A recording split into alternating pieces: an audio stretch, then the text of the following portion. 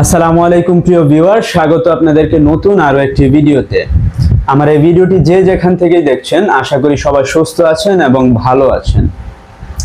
আমার একটা ভিডিওতে এক ভাই কমেন্ট করেছেন তিনি মালয়েশিয়াতে আসতে চান। তো তিনি যে কমেন্টটা করেছেন বেশ বিশাল বড় একটা কমেন্ট করেছেন। তো কমেন্ট আপনাদেরকে পড়ে শোনাবো এবং এই যে আমি চেষ্টা করব স্ক্রিনেও দিয়ে দেওয়ার, কারণ এখানে দেখা যাচ্ছে কিনা ঠিকমতো আমি জানি না। এই যে আমার এই ভিডিওটাতে তিনি কমেন্ট করেছেন। তো চলুন কমেন্ট আপনাদেরকে পড়ে শোনাই, তারপর এই বিষয়ে একটু বিস্তারিত আলোচনা করব। তিনি লিখেছেন, ভাই আমাকে এক লোক, তাদের এজেন্সি আছে বাংলাদেশে, উনি মালয়েশিয়ায় লোক নেয় অনেক। উনি আমাকে বলেছে যে মালয়েশিয়া আসা যাবে কোম্পানি ভিসা, ট্যুরিস্ট ভিসাও আছে, যেটা ইচ্ছা সেটাতেই আসা যাবে। তো আমি বললাম কোম্পানি ভিসাতে আসব। ভাই তো উনি আমাকে বলল বিস্কুট কোম্পানি আছে, এই ভিসায় আসতে পারেন। আমি বললাম তো এখন কি করব, কি করা লাগবে? উনি বলল আমাদের মতিঝিল অফিসে পাসপোর্ট জমা দিবেন, সব কাজ হওয়ার পর ওকে হওয়ার পর মালয়েশিয়া এয়ারপোর্ট ঢোকার পর রিসিপশনে যাওয়ার পর পুরো টাকা পেইড করবেন। এই বিষয়গুলো একটু আপনারা একটু খেয়াল করবেন। তো তারপর হচ্ছে, এখন কোম্পানি ভিসাতে যদি আসি তাহলে এই ভিসার মেয়াদ কত মাস থাকবে, আর ভিসা এক্সপায়ার্ড হয়ে গেলে ভিসা কি কোম্পানি থেকে করে দিবে নাকি আবার নিজের করে নিতে হবে এগুলা? আচ্ছা, তো এই ছিল আমার বাংলাদেশি ভাইটার প্রশ্ন। তো এখন চলুন বিস্তারিত আলোচনায় আসা যাক। এটা 2025 সালের জুলাই মাস চলতেছে। এই মুহূর্তে এসে কোম্পানি ভিসায় মালয়েশিয়াতে আসা যদি এক কথায় বলি অসম্ভব, অসম্ভব, অসম্ভব, একেবারেই সম্ভব না। যদি বলেন যে আপনি মালয়েশিয়াতে পূর্ববর্তীকালে মানে পূর্বে কখনো কাজ করে গেছেন, এখন নির্দিষ্ট একটা কোম্পানি আপনাকে চাচ্ছে, মানে বিশাল বড় মাপের একটা কোম্পানি আপনাকে নিয়ে আসতে চাচ্ছে বাংলাদেশ থেকে, তাও আপনার মালয়েশিয়াতে কোম্পানি ভিসায় আসা সম্ভব না। মানে যে কোনো ভাবেই বলেন, কোনো কোম্পানির দ্বারাই সম্ভব না বা কোনো দালালের দ্বারা সম্ভব না 2025 সালে আপনাকে কোম্পানি ভিসায় এখনো পর্যন্ত মানে আনবে। কারণ এখনো পর্যন্ত কলিং খোলেনি। কলিং খুললে অবশ্যই আপনারা আপডেট পাবেন। বিভিন্ন মালয়েশিয়ান প্রবাসী বড় বড় ইউটিউবার আছে, টিকটকে তারা ভিডিও ক্রিয়েট করে, তাদের থেকে আপনারা ইনফরমেশন পাবেন। আপনার বাংলাদেশেরও জাতীয় পর্যায়ের নিউজ চ্যানেল থেকেও আপনারা ইনফরমেশন পাবেন যে মালয়েশিয়াতে কলিং খুলে গেছে, তখন আপনারা আসতে পারবেন। কিন্তু বর্তমানে 2025 সাল জুলাই মাস চলতেছে, এই মুহূর্তে এসে মালয়েশিয়াতে আপনার কোম্পানি ভিসায় আসা এক কথায় অসম্ভব। মানে যেই চাক না কেন, যত বড় মাপের কর্মকর্তাই হোক না কেন, স্বয়ং ইমিগ্রেশন চাইলেও সেটা সম্ভব না, কারণ সেখানেও অনেক ধরনের বিষয় আছে। তো এখন আপনি বলতে পারেন যে ভাই সে তো আমাকে অপশন দিয়েছে যে মালয়েশিয়া ঢোকার পর টাকা, আগে পাসপোর্ট জমা দিলে হবে, সমস্ত কার্যক্রম শেষ হলে তারপরে টাকা দিব, তাহলে সমস্যাটা কোথায়? এখানেই সমস্যা ভাই। আপনি যে তার কাছে পাসপোর্ট জমা দিবেন, পাসপোর্ট জমা দেয়া মানে আপনি তার কাছে জিম্মি হয়ে গেলেন। কারণ সে আপনার থেকে প্রথমে পাসপোর্ট জমা নিবে।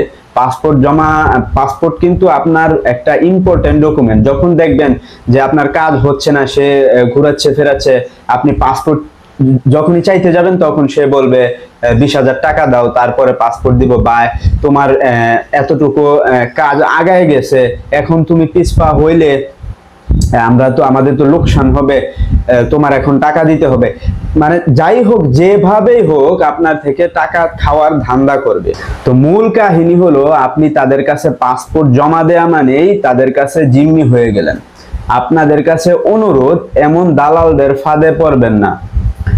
কম টাকায় বা এরকম লোভনীয় অফার যে আগে পাসপোর্ট দিলে মালয়েশিয়াতে পৌঁছানোর পর টাকা, এই লোভের ফাঁদে আপনারা দয়া করে পড়বেন না। আপনারা সতর্ক থাকুন। যদি মালয়েশিয়ার কলিং খুলে তখন আসতে পারবেন, তখন আপনারা সেটা চারিদিকে জানতে পারবেন। যাই হোক, এখন ওই ভাইয়ের প্রশ্ন থাকতে পারে, ভাই তাহলে কি ট্যুরিস্ট ভিসায় আসতে পারবো না? হ্যাঁ ভাই, ট্যুরিস্ট ভিসায় আপনি আসতে পারবেন। ট্যুরিস্ট ভিসায় আসতে হলে আপনার তেমনই বিশ্বস্ত লোকের কাছে আপনার পাসপোর্ট জমা দিতে হবে। আপনি যদি মনে করেন যে না, লোকটা বিশ্বস্ত, হ্যাঁ, তাকে বিশ্বাস করা যায়, টাকা পয়সা দিলে মার খাবেন না, তেমন লোকের কাছে আপনি জমা দিয়ে ট্যুরিস্টে আসতে পারেন। কিন্তু ট্যুরিস্টে আসার পরও ঝামেলা আছে, প্রচুর ঝামেলা। কারণ আপনি 4 থেকে 5 লক্ষ টাকা খরচ করে যখন ট্যুরিস্টে আসবেন, বর্তমানে যে অবস্থা চলতেছে মালয়েশিয়া ইমিগ্রেশনে,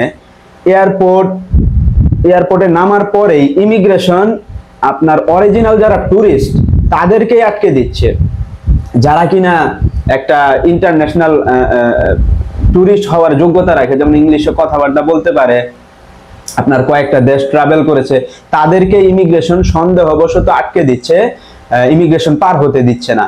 প্রতিদিনই অহরহ আমরা শুনতেছি যে 20 জন 50 জন বাংলাদেশি আটকে দিয়েছে সন্দেহ করে, তারপর দেশে রিটার্ন পাঠিয়ে দিয়েছে। তা আপনি যে ট্যুরিস্টে এসেও মালয়েশিয়াতে ঢুকবেন, সেটাও মোটামুটি এখন খুবই কঠিন হয়ে দাঁড়িয়েছে। তারপরেও ধরে নিলাম আপনি ট্যুরিস্টে এসেও মালয়েশিয়ান ইমিগ্রেশন ক্রস করে ফেললেন, আসলেন।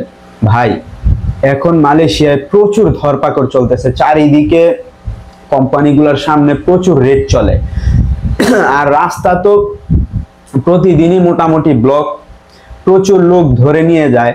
তারপরে এই রিস্ক নিয়ে যদি আপনারা আসতে চান, আসেন। কিন্তু আমার অনুরোধ থাকবে, আপনারা কলিং খোলা পর্যন্ত আপনারা অপেক্ষা করেন, ধৈর্য ধরেন।